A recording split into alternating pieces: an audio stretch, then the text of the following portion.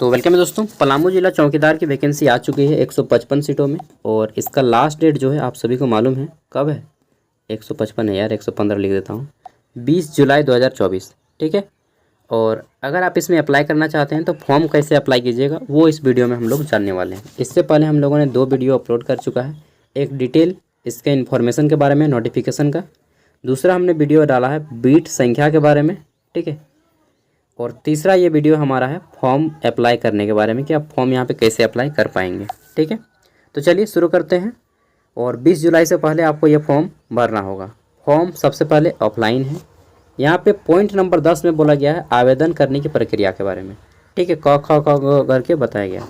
तो क नंबर में पॉइंट में बोला गया है कि उपरोक्त योग्यता सह अर्हता रखने वाले उम्मीदवार, यानी कि जो उम्मीदवार 10वीं पास है और जिसकी हाइट मेल में जनरल ओबीसी के लिए 160 सेंटीमीटर है, एसटी एससी के लिए 155 सेंटीमीटर और महिला उम्मीदवारों के लिए 148 सेंटीमीटर, ठीक है। ये 2 आपका क्वालिफिकेशन है, ठीक है, कि आपका हाइट इतना होना चाहिए जनरल ओबीसी से। एसटी एससी हैं तो 155 और महिला उम्मीदवार के लिए 168 और 10वीं पास अगर आप हैं तो यहाँ पे आप फॉर्म भर सकते हैं, ठीक है। यहाँ तक तो बात क्लियर है। उनको जो उम्मीदवार अर्हता रखते हैं, ठीक है, तो जो लोग एलिजिबल हैं उनका सबसे पहले क्या लगेगा, तो आवश्यक अंक पत्र, यानी कि आपका 10th का मार्कशीट लगेगा। अगर आप 12th पास हैं तो 12th पास का भी मार्कशीट लगेगा, ठीक है। फिर प्रमाण पत्रों की 100 अभिप्रमाणित प्रति, ठीक है। 10th का मार्कशीट निकाल लीजिएगा और आपका 10 का मूल प्रमाण पत्र भी निकाल लीजिएगा। मूल प्रमाण पत्र जब आप 10वीं का बोर्ड देते हैं उसके 1 साल बाद आता है, तो उसको भी निकाल लीजिएगा, ठीक है। स्कूल में जाइएगा, अगर अभी तक आपने ओरिजिनल सर्टिफिकेट, जिसको मूल प्रमाण पत्र बोलते हैं, नहीं निकाले हैं तो निकाल लीजिएगा। 50 रुपया या 100 रुपया लेगा स्कूल में। बोल दीजिएगा सर फॉर्म भरना है चौकीदार का, तो दे देंगे वो, ठीक है। अपना एडमिट कार्ड चाहे मार्कशीट लेके जाइएगा तभी देंगे। तो आपको मार्कशीट और मूल प्रमाण पत्र दोनों के 100 अभिप्रमाणित प्रति, साथ में आपका आधार कार्ड, ठीक है, वोटर आईडी कार्ड जितना है इन सबको दे देना है। सब अभिप्रमाणित प्रति मतलब कि जैसे मैंने जेरोक्स करवा लिया वोटर आईडी कार्ड का, ठीक है, आधार कार्ड का, मार्कशीट का, जितना जेरोक्स है सबका जेरोक्स करवा लीजिएगा और सब के नीचे में अपना अपना साइन कर दीजिएगा, ठीक है। सब के नीचे में साइन करते हैं ना, जैसे बैंक वगैरह में फॉर्म जमा करते हैं। तो ये हो गया आपका 100 अभिप्रमाणित, यानी कि सेल्फ डेकोरेट जिसको इंग्लिश में बोलते हैं, ठीक है। तो सबके जेरोक्स में साइन कर देना है, नीचे में 100 अभिप्रमाणित बोल दिया गया है, ठीक है। आरक्षण के दावा हेतु अगर आप जनरल को छोड़ के ओबीसी एसटी एससी कोटा में आते हैं तो आपको जो है अपना जाति प्रमाण पत्र भी देना पड़ेगा, ठीक है। और आवासीय प्रमाण पत्र सबका लगेगा, आवासीय प्रमाण पत्र सबका लगेगा। जाति प्रमाण पत्र जो लोग कैटेगरी छूट जाते हैं उनके लिए जाति प्रमाण पत्र भी लगेगा, ठीक है। उसके बाद तीसरा चीज़ लगेगा आपको चरित्र प्रमाण पत्र, ठीक है। मैं सिक्वेंसली आपको बता देता हूँ। चरित्र प्रमाण पत्र, फिर जन्म तिथि के रूप में शैक्षणिक दस्तावेज का पत्र और 100 अभिप्रमाणित प्रति, 2 पासपोर्ट साइज फोटो संलग्न एवं 20 जुलाई तक विहित प्रपत्र को जमा करना होगा। अब नोट कर लीजिए पॉइंट वाइज क्या क्या आपको लगने जा रहा है। सबसे पहले 10th का मार्कशीट, ठीक है, 10th का मार्कशीट लगेगा पॉइंट नंबर 1 में, और मूल प्रमाण पत्र भी लगेगा। मूल प्रमाण पत्र और मार्कशीट दोनों किसका, 10वीं का, ठीक है। अगर आपने 12वीं पास किया है तो 12वीं का भी दे दीजिएगा, ग्रेजुएशन किया है तो ग्रेजुएशन का भी दे दीजिएगा, ठीक है। कंप्यूटर सर्टिफिकेट है तो उसका भी दे दीजिएगा। सिंपल मैं केवल 10th का ले रहा हूँ। इसके साथ ही आपका 10वीं का हो गया। इसके साथ कंपलसरी है आपको एक अपना आधार कार्ड का जेरोक्स दे दीजिएगा, ठीक है। वोटर आईडी कार्ड है तो उसका भी जेरोक्स दे दीजिएगा, ठीक है। 2 नंबर पॉइंट।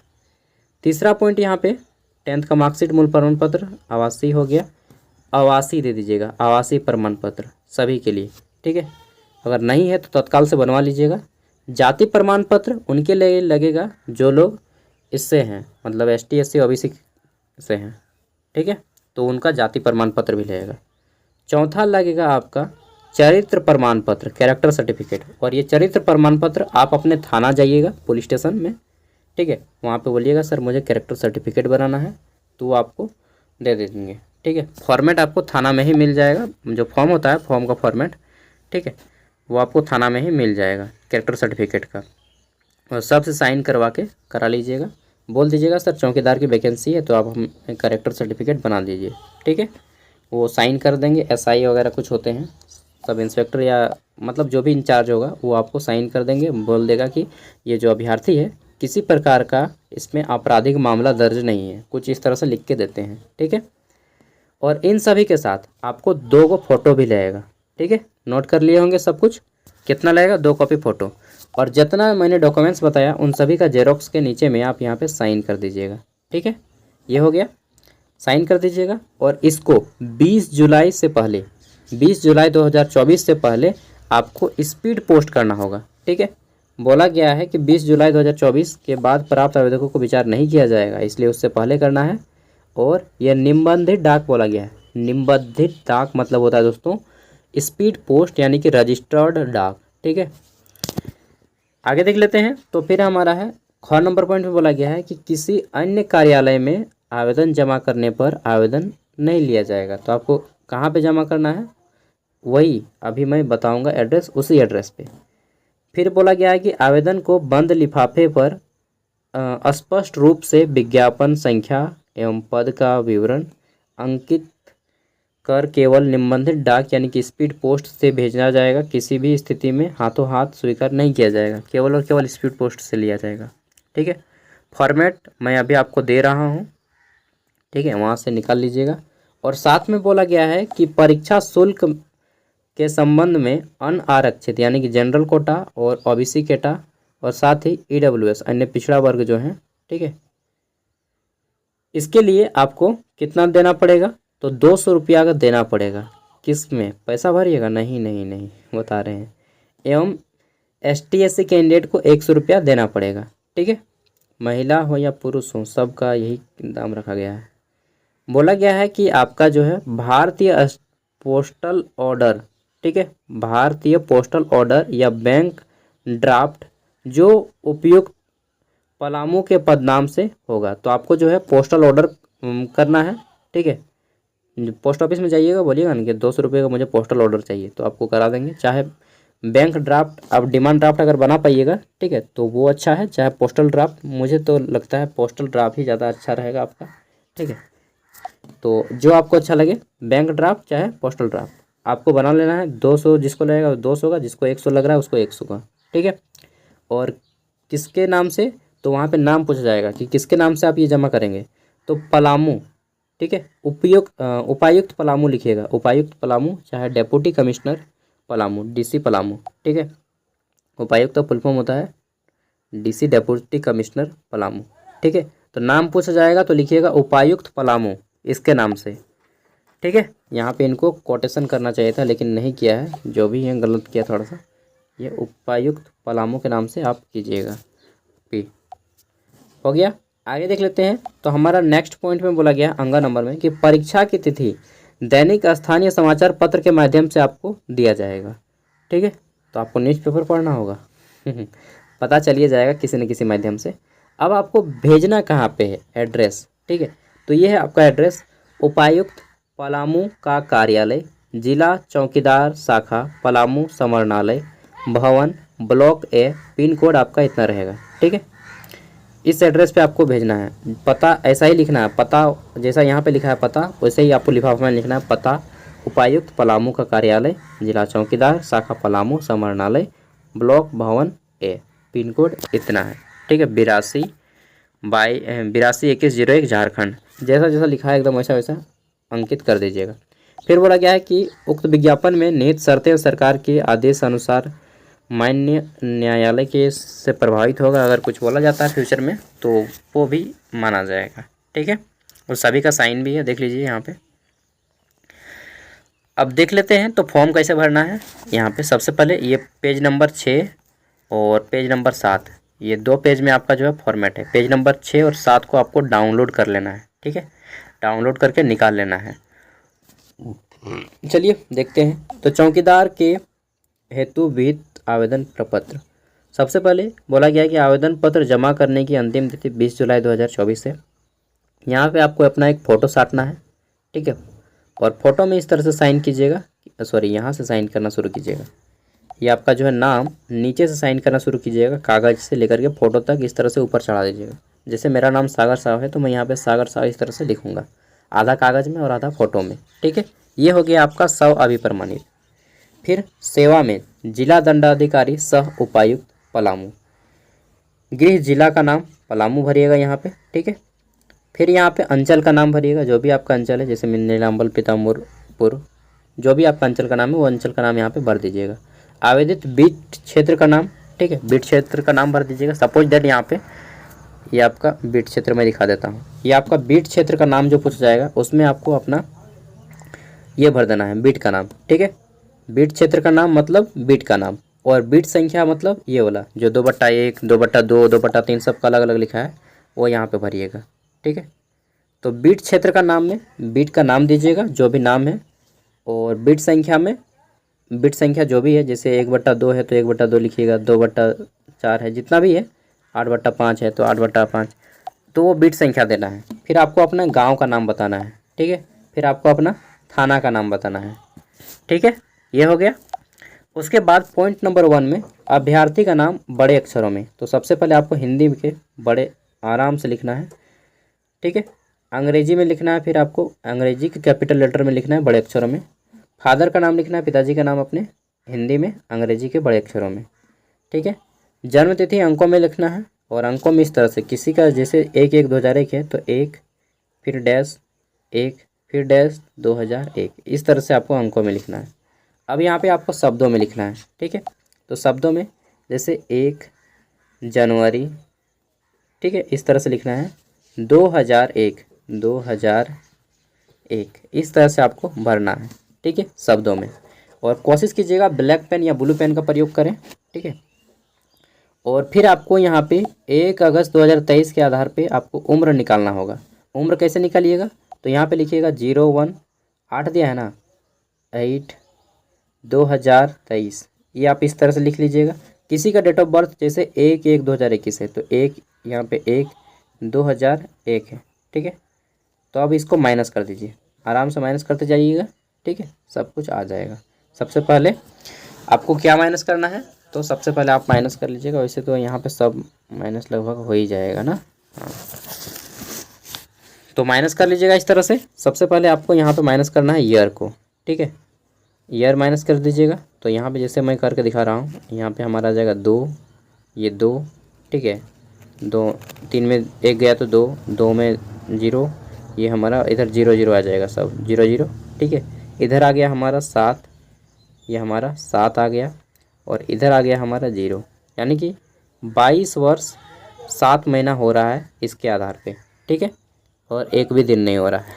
अगर यहाँ पे मान लीजिए हमारा 9 हो गया, तब क्या कीजिएगा, तब आपको जो है यहाँ पे 22 करना है, और ये 12 महीना आपको इधर कर देना है, ठीक है। 12 महीना इधर होगा, जो हमारा कितना हो जाएगा जी, 20 महीना होगा, ठीक है। मान लीजिए यहाँ पे मेरा 3 हो जाता है, यहाँ पर भी बढ़ा, तब हमको इधर 1 महीना करके देना, और इधर हमारा 31 हो जाता था। सब समझ रहे हैं ना, अच्छे से इसको कर लीजिएगा। मैं केवल एक एग्जाम्पल बता रहा हूँ। आगे देखते हैं। फिर है हमारा आवेदक का जनजातीय या क्षेत्रीय भाषा, ठीक है। अब क्षेत्रीय भाषा जनजातीय भाषा क्या है, चलिए देख लेते हैं एक बार। दोस्तों यहाँ पे नोटिफिकेशन में कहीं पर भी आपका क्षेत्रीय भाषा नहीं दिया गया है, ठीक है, या जनजातीय भाषा, इसलिए मैं आपका नीलाम्बर पीताम्बर यूनिवर्सिटी का दिखा रहा हूँ, क्योंकि पलामू जो पढ़ता है आपका नीलाम्बर पीताम्बर यूनिवर्सिटी को फॉलो करता है, ठीक है। और उसके आधार पे यहाँ पे आपको कौन कौन से क्षेत्रीय भाषा देखने को मिलेंगे या जनजातीय भाषा, वो चीज़ देख लीजिए। तो खोरठा है, कुड़ुक है, ठीक है, उर्दू, बस ये 3 ही चीज़ यहाँ पे हमें देखने को मिल रहा है, ठीक है। तो 3 गो में से किसी एक क्षेत्रीय भाषा को चुन लीजिएगा। बाकी डिटेल में यहाँ पे कहीं पर भी नोटिफिकेशन में हमको नहीं देखने को मिल रहा है, ठीक है ना। यही कारण है कि मैं आप लोग को भाषा का सजेशन 3 ही यहाँ पे अभी कर पा रहा हूँ, ठीक है, खोरठा, कुड़ुक और उर्दू का। अगर किन्हीं को नहीं आता है, कुड़ुक भी नहीं आता है, खोरठा भी नहीं आता है, तब आप हिंदी भर दीजिएगा, ठीक है। लेकिन यहाँ पे कहीं पर भी आपका भाषा का नहीं दिखा गया है। भाषा वाला मैं गारंटी नहीं लेता हूँ, क्योंकि भाषा यहाँ पे कहीं पे नहीं लिखा है। हाँ, लेकिन खोरठा और कुरुक लिखिएगा तो डेफिनेटली आपका वहाँ से काम चल जाएगा, ठीक है। नहीं आता है तो पढ़ लीजिएगा, क्या दिक्कत है, हिंदी भाषा में ही लिखा होता है सब कुछ। ये हो गया। देन देख लेते हैं आपका अभ्यर्थी का अस्थायी पता। अब आपको बीट संख्या बताना है। कौन लाए, 1000 बार तो आदमी आता है बीट संख्या हो गया, ठीक है। बीट संख्या का नाम देना है, जितना भी 1/2, 2/4 जो भी है। गांव का नाम बताना है, ठीक है। और फिर पंचायत का नाम, पोस्ट का नाम, थाना, अंचल, जिला, मोबाइल नंबर, ईमेल आईडी, ठीक है। और आपको ये सारी चीज़ें दे देनी है। यहाँ पे आपको अस्थाई पता में दे देना है। देन आपको ये जो अस्थाई पता है यहाँ पे लिख दीजिएगा थोड़ा सा, ग्राम, पोस्ट, कोमा दे देंगे, थाना, ठीक है। इतना भर दीजिएगा और बाकी सब नीचे में भर दीजिएगा। चाहे 5 नंबर पॉइंट इधर लिखिएगा चाहे नहीं, इधर नहीं भी लिखिएगा तब भी चल जाएगा, क्योंकि नीचे में आपका सब दिया है डिटेल में, ठीक है। 6 नंबर पे पत्राचार का पता, डेट मीन्स कि आपका करंट एड्रेस, यानी कि आपका जो वर्तमान पता है, ठीक है। तो यहाँ पे सब कुछ भरना है। गांव का नाम भरना है, ठीक है। पोस्ट ऑफिस भरना है, थाना भरना है, ठीक है। फिर आपको यहाँ पे डिस्ट्रिक्ट भरना है और पिन कोड भरना है वर्तमान एड्रेस में। अगर आप दूसरे राज्य में रह रहे हैं तो दूसरे राज्य का नाम दे दीजिएगा।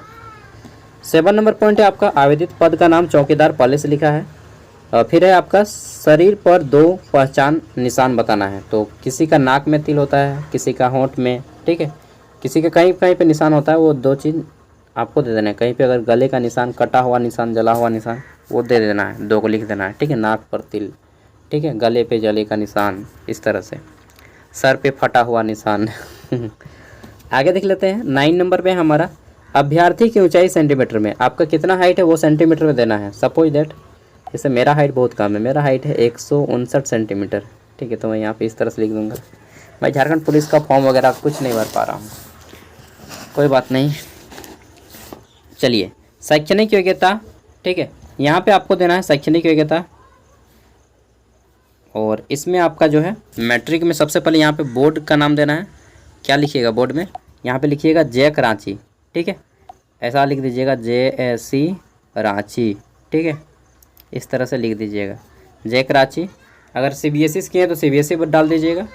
DAV का बच्चा तो यहाँ पे जाएगा ही नहीं, फिर भी अगर आप DAV से हैं तो DAV डाल दीजिएगा। ICIC का तो एकदम मुँहों नहीं देखेगा यहाँ पे, बोलेगा हम करेंगे चौकीदार का नौकरी आए वो भी इंग्लिश में बोलेगा, ठीक है। चलिए आगे देख लेते हैं ना। तो ICIC बोर्ड वाला सब इंग्लिश में बोलता है, कि बोलते हैं ना कि I am not for this post, या क्या बोलते हैं उसको इंग्लिश में, मुझे याद नहीं आ रहा है। हाँ, उन लोग बोलेगा आई एम डिजर्विंग बेटर ना। तो चलिए, उन लोग आएगा ही नहीं, केवल सरकारी स्कूल के बच्चे ही जाएंगे, जैक बोर्ड वाले मैक्सिमम, और CBSE वाले, ठीक है। इंटर स्नातक किए तो स्नातक का, अन्य अगर आपने PG कोर्स कर रखा है पोस्ट ग्रेजुएशन तो यहाँ पे PG डाल दीजिएगा, ठीक है। कंप्यूटर कोर्स किए तो कंप्यूटर डाल दीजिएगा, ITI किए तो ITI डाल दीजिएगा, डिप्लोमा किए तो डिप्लोमा, जो भी आपने किया है डाल दीजिएगा, नहीं किए हैं तो छोड़ दीजिएगा। उत्तीर्ण का वर्ष मान लीजिए 2012 में आपने पास किया, या फिर 2017 में, जो भी पास किए हैं। इसको इंटर कब पास किए, ग्रेजुएशन कब पास किए हैं। प्राप्तांक फुल मार्क्स 500, ठीक है। सॉरी 500 नहीं भरना है। यहाँ पे टोटल जितने मार्क्स आए हैं वो देने हैं आपको। टोटल मार्क्स कितना है, जैसे मेरा जो है आपका 384 है 10th में, ठीक है। तो यहाँ पे मैं 384 लिखूँगा।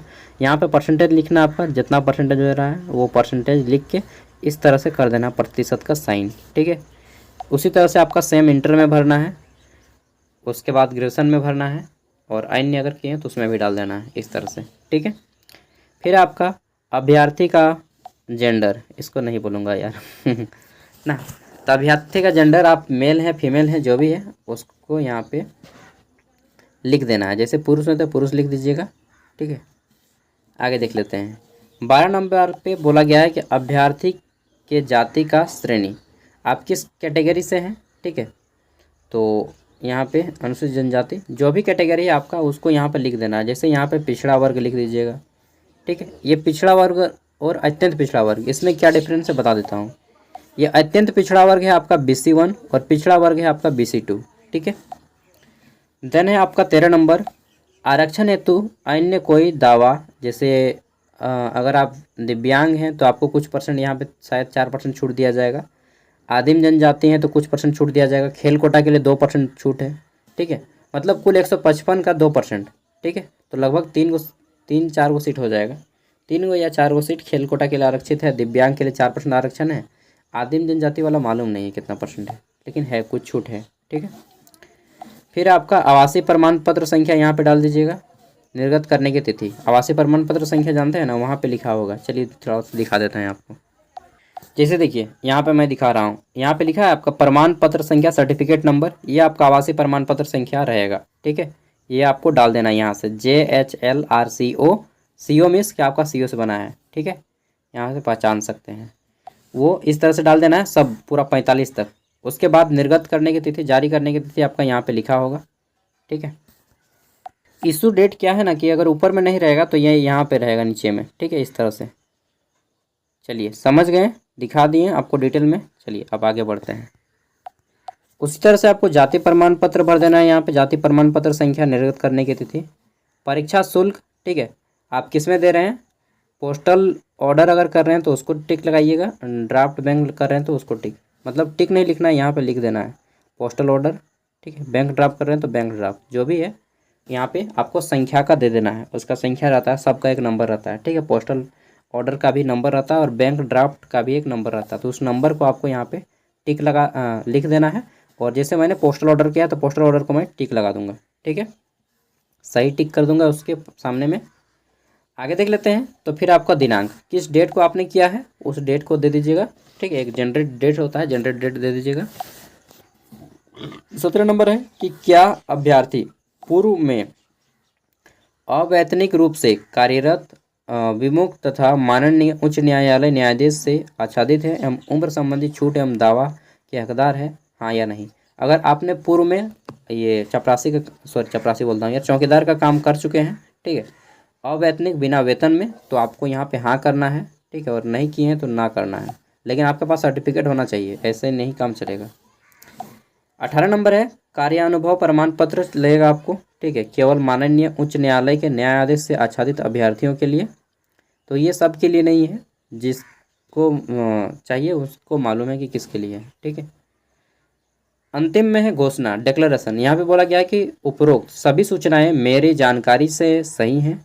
किसी भी स्तर पर सूचनाएं गलत पाए जाने पर किसी पूर्व सूचना के मेरी अभ्यर्थिता रद्द कर दी जाएगी, या आप डिक्लेयर करते हैं। यहाँ पे डेट मार देना है जिस डेट को आप अप्लाई कर रहे हैं। ठीक है, स्थान मार देना है, उसके बाद आवेदक का हस्ताक्षर यहाँ पे आपको कर देना है। ठीक है, और इसको पेज नंबर 7, पेज नंबर 6 ये भरने के बाद क्या कीजिएगा, ये भरने के बाद इसमें पिन मारिएगा। किसको किसको, तो 10th का मार्कशीट, 10th का मूल प्रमाण पत्र। ठीक है, उसी तरह से अगर आपने 12th किया है तो 12th का मार्कशीट, 12th का मूल प्रमाण पत्र।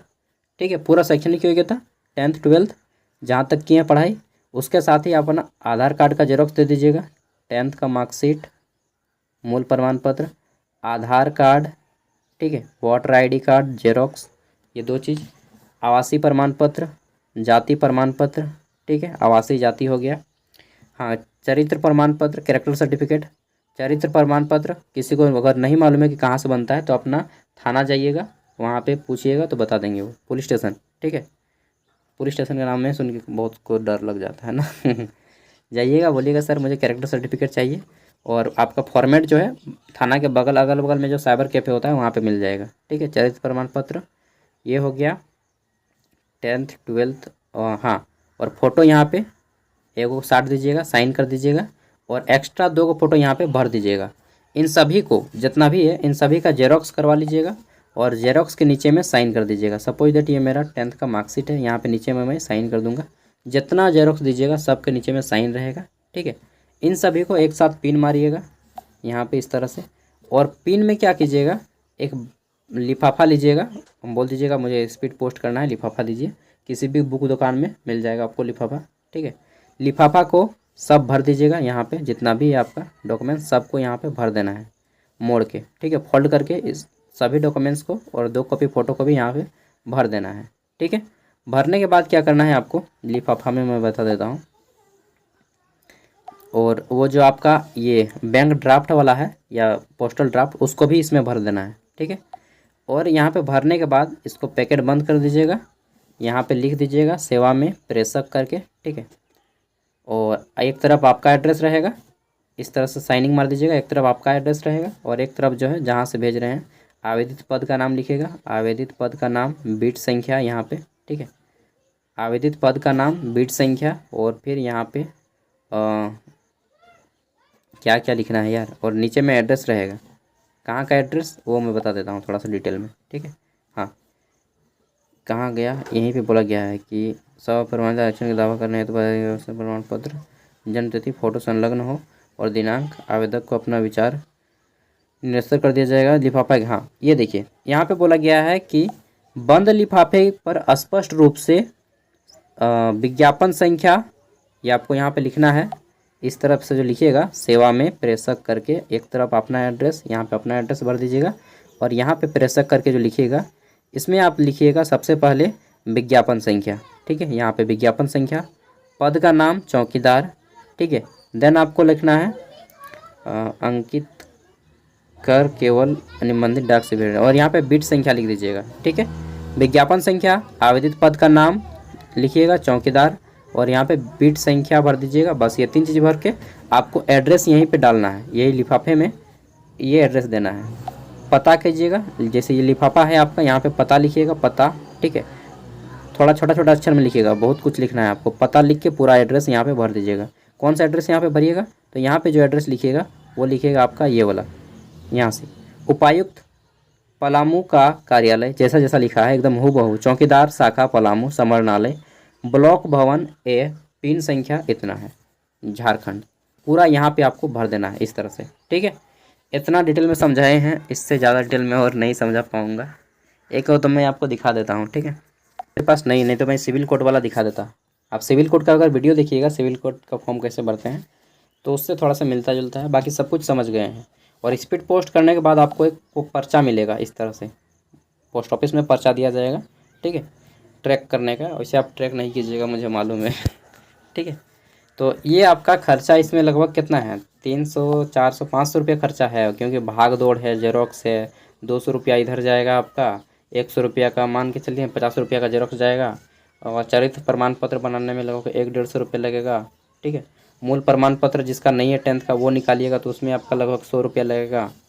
तो 200, 100, 300, हाँ 400-500 रुपया है। फिर भाग दौड़ है, स्पीड पोस्ट कीजिएगा उसमें लगेगा, ज़्यादा है यार, ठीक है। मान के चलिए ना कि 100 रुपया, 600-700 रुपया लगेगा आपका टोटल खर्चा है। और फिर भाग दौड़ होगा उसमें, ठीक है, दिमाग ख़राब होगा। तो ऑफलाइन फॉर्म में बहुत ज़्यादा दिमाग ख़राब होता है। देखिए मेरे पास जितना भी इन्फॉर्मेशन था, जितना भी नॉलेज था, सब कुछ मैंने बटूर के दे दिया। और इसके बाद भी अगर कोई कन्फ्यूज़न होता है तो आप हमें कमेंट कीजिएगा, हम आपका ऑर्डर देंगे, मतलब आंसर करेंगे। अगर कोई फीमेल है और आप जैसे मायके में चले गए हैं तो आप अपने जहाँ शादी हुआ है, ठीक है, वहाँ का एड्रेस दीजिएगा, मायके को भूल जाइए। बाय। और इसका पूरा का पूरा PDF 18 पेज का मैं वीडियो को डिस्क्रिप्शन में दे रहा हूँ, ठीक है। एग्ज़ाम के लिए मैं कोशिश करूँगा एक वीडियो लाने का, और बाकी देखता हूँ। 3 वीडियो ऑलरेडी हो चुका है इसके ऊपर, और यह वीडियो सबसे लंबा वीडियो रहा मेरा, ठीक है। बाय।